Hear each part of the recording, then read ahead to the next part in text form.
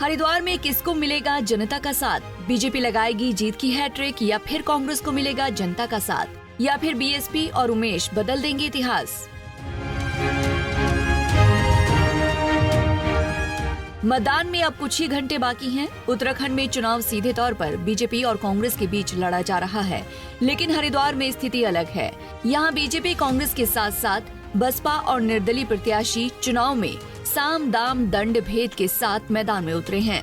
ऐसे में हरिद्वार सीट पर मुकाबला दिलचस्प हो गया है।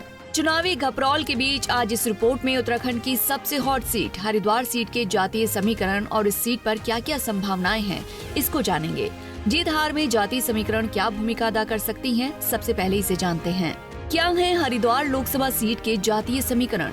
हरिद्वार लोकसभा सीट में 14 विधानसभाएं हैं। इनमें 11 हरिद्वार जिले की और 3 देहरादून जिले की सीटें हैं। इस सीट की 60% आबादी गांव में रहती है, जबकि 40% शहरी क्षेत्र में। इस सीट पर सबसे ज्यादा ओबीसी वर्ग का वोटर है, जो कि करीब 40% है। इसके साथ ही हरिद्वार लोकसभा सीट पर मुस्लिम और अनुसूचित जाति वोटर भी अच्छी खासी तादाद में है।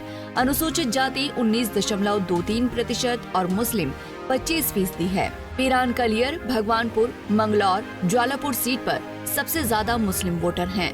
हरिद्वार सीट पर मुस्लिम, अनुसूचित जाति और ओबीसी का गठजोड़ ही जीत हार का फैसला करता है। अब बात करते हैं हरिद्वार सीट पर क्या क्या संभावनाएं हैं। इस सीट पर बीजेपी और कांग्रेस ने ठाकुर जाति के प्रत्याशियों को मैदान में उतारा है। वहीं बसपा ने मुस्लिम उम्मीदवार को उतारकर इस सीट पर मुकाबला त्रिकोणीय बना दिया है। बसपा ने हरिद्वार संसदीय सीट से मुस्लिम प्रत्याशी जमील अहमद को मैदान में उतारा है। जमील अहमद मुजफ्फरनगर की जानसठ विधानसभा से विधायक रहे हैं।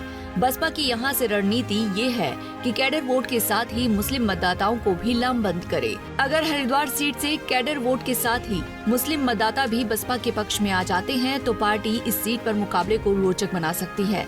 वहीं निर्दलीय प्रत्याशी और हरिद्वार के खानपुर विधानसभा क्षेत्र से विधायक उमेश कुमार भी मुकाबले में शामिल होने की पुरजोर कोशिश में लगे हैं। हालांकि चुनावी रण कांग्रेस, बीजेपी और बसपा के त्रिकोणीय मुकाबले तक ही सिमटता नजर आ रहा है, लेकिन पलड़ा भाजपा का ही भारी दिख रहा है। Bureau report, Punjab Kesari TV.